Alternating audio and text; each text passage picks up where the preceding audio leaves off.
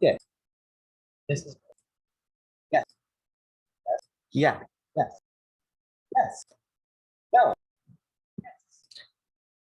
Yes. No one. Oh. Welcome back to Into the Den, everybody. I am your host, Jay Freeman, alongside my friend Tanner Hume, the illogical Canadian, and we are here to go over the insanity that was the Bruins' 2022 trade deadline. And you ever expect something insane to happen, and then an insane happen, not the one that you expected? Yeah, that's pretty much been the entirety of this deadline, not just Boston. Yeah, but still. Well, so what did the Bruins go into this deadline needing? They needed a top four left shot defenseman to pair with McAvoy, and they needed forward depth. They came out of it with just a top four left shot defenseman to pair with McAvoy. So. Well, you got a forward, but not what you really needed. Could you even really call a re-signing getting a forward? No. I'm not talking about that one. I'm talking about the other trade. The Senyshyn for Josh. Yes, the Senyshyn trade. Yeah, that one. Josh Brown is being listed as a defenseman. Oh fuck me, never mind. But time to go over the Hampus Lindholm trade.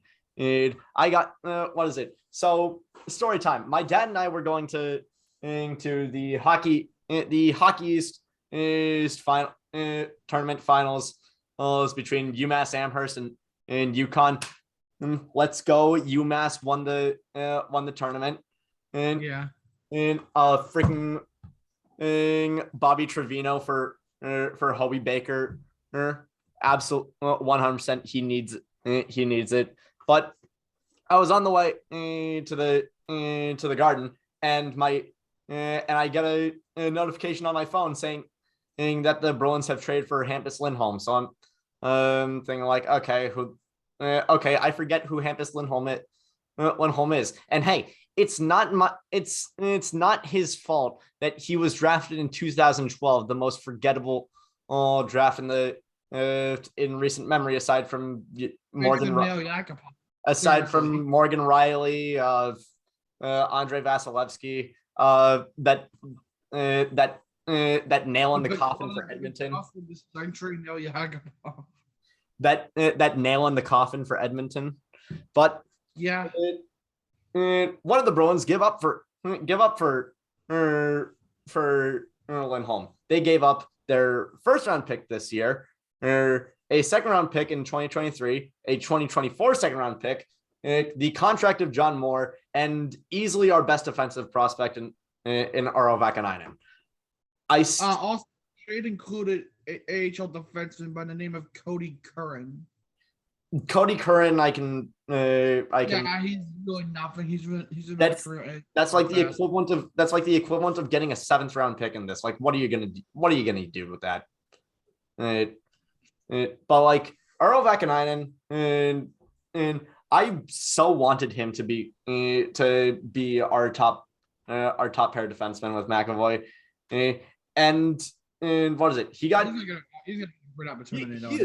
He's a fantastic young defenseman, but it just felt like in this trade, and he was the sweetener. Like the Bruins needed to move John Moore's contract. And for a guy of Lindholm's, the reason for John Moore's contract being in there because Anaheim retained the salary and they were willing to bring on his contract. Yeah, like the first and 2 seconds were sort of just sweeteners for John Moore, and Urho Vakanainen was sort of just the sweetener to make sure that the Bruins ended up getting getting Lindholm. But for a guy of Lindholm's ability, it's entirely warranted that we needed to give up this big of a haul. I still honestly think that it's crazy that this entire deadline and with all the with all of the talk about, oh boy, where's Jacob Chikrin going to go? He stays in Arizona, and Lindholm's the one that gets traded. But Yeah. honestly, I would have also been fine with the Bruins. I would have been just a little bit more fine with the Bruins trading someone like John Beecher, the rights to John Beecher, who's currently in Michigan right now. Oh, but with What's it called? By the way, back to the Hockey East thing for a second. Do UMass Amherst want to make it? If so, who are they facing? UMass Amherst ended up making it. Yeah, Lowell did too, and we're facing Denver. All right, just give me 1 second. We don't do research. Yeah, apparently UMass Amherst has is University of Minnesota Duluth. I think we played them. I think the Minutemen played them last year in the NCAA hockey in the NCAA hockey tournament. But anyway, back to the trade of this was especially looking at this trade. I was incredibly skeptical because Vakanainen was on a great trajectory. Like the dude was playing out of his mind defense until he got injured, and unfortunately he had his first NHL goal taken away from him and given to Curtis Lazar for some reason. But yeah.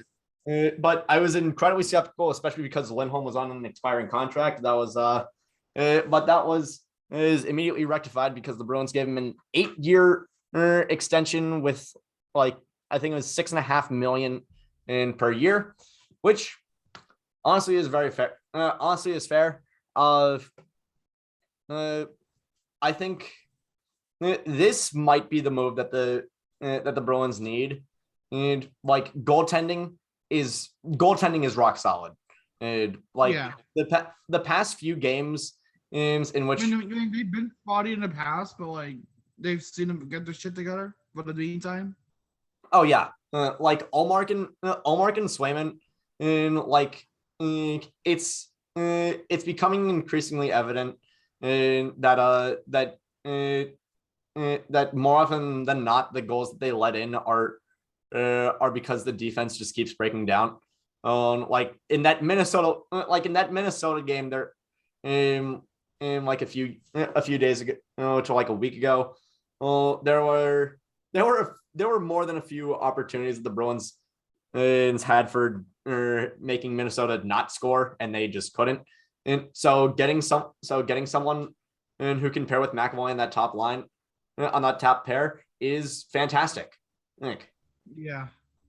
And since they're both on 8-year contracts, they're both gonna spend a lot of their prime together. Yeah, they extend them the next day, if I'm not mistaken. Yeah.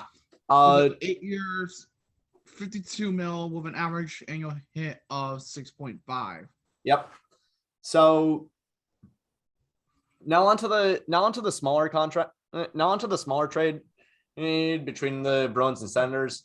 There's Bruins sending. Yeah, so that one.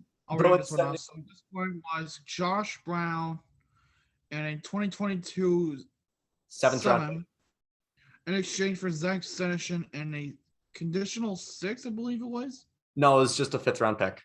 I think 5th round, right? No, 2023 7th was conditional. Being the condition being it turned into a 6th round pick if Senyshyn plays 5 games. Good luck getting that to happen. Good fucking luck. Although considering Ottawa's scoring woes, I wouldn't be surprised if he ends up actually playing 5 games just to some. If I'm not mistaken, I think he's a left shot. Brown. I think. I don't know. I could be entirely wrong, but I'm gonna check that. With Senyshyn, I'm just sort of happy that Senyshyn is leaving because like great, we no longer have to worry about this dead weight of a prospect that we've been lugging around since 2015. Yeah, by the way, Josh Brown's a right shot. Gotcha. But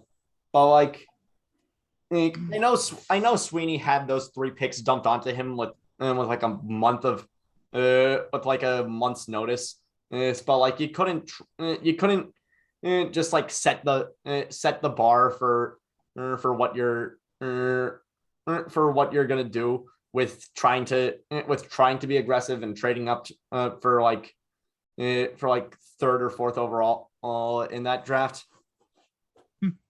Maybe even second. Maybe you try and trade those 3 picks for to get up to Eichel or shit, maybe even McDavid. Who knows? But anyway, this trade sort of just felt like shuffling deck chairs. Not really much to worry about.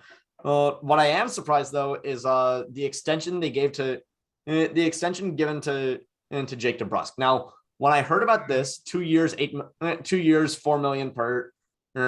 I thought that this was going to be I thought that this signing was going to be okay. They're extending him so that when they do trade him later on today, they can get more for him because people are going to be reluctant about trading a big package for someone on an expiring contract. Well, unless you're freaking, who is it? Unless you're like the Bruins or the freaking or the Flyers for.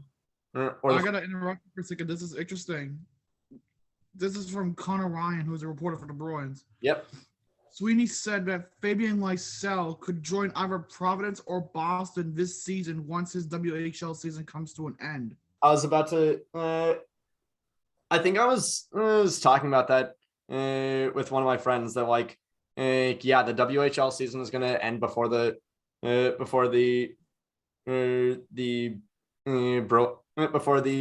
NHL season ends, and considering the Vancouver Giants, if I'm not mistaken, is where Lysell is right now. Considering they're at near the bottom of their conference, Lysell could possibly be on. Yeah, I'm looking at it right now, saying that the season will end on 17th of April for the WHL, but I'm wondering.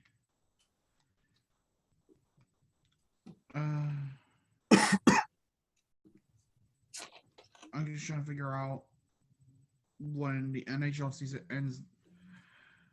Bruins' final game is April 29th against the April 29th. Yeah, that's it. Against April Toronto Maple Leafs. That's the. Yeah, but we got eight more days for that one. We'll probably do like a vlog experience of the fucking game. Let's be honest now. I mean, I don't really have the editing software on my laptop nor the space on my phone to have a vlog experience for. That's it. I could probably put out a TikTok about showcasing our experience, but with the DeBrusk extension, I was thinking okay, we're extending him and we're gonna trade him for a little bit more later today.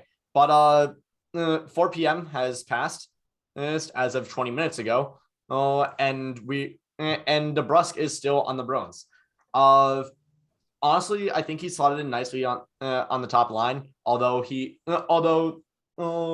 he's been quite streaky in the past few games. He did have a really nice assist with Marchand and recently, but in that Winnipeg game, hey Carter, I thought you were excited about extending Neil Pionk for him to. Yeah, they got back Mason Appleton, but they traded Andrew Cobb.